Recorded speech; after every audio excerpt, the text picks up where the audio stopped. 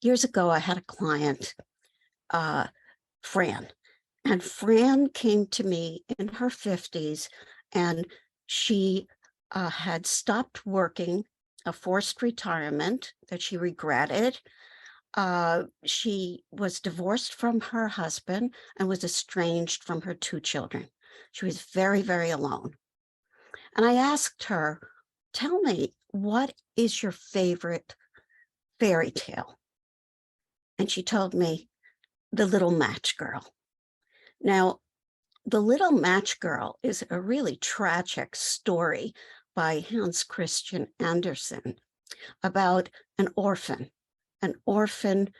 who is struggling and alone in the world, who is selling matches just to get by. And the pinnacle of the story is when the little match girl is out in the snow where it's cold and freezing and she's hungry. And she looks through the window of this beautiful home where the table is laden with meats and vegetables and fruits and delicacies. And the children are laughing and the parents are happy. And she just keeps lighting her matches and watching until the end of the story, which is that she freezes to death. And I said to Fran, well, if you could change this story, how would you change it? And she said, no, don't change the story. I love this story and I love the way it ends. It's a perfect ending.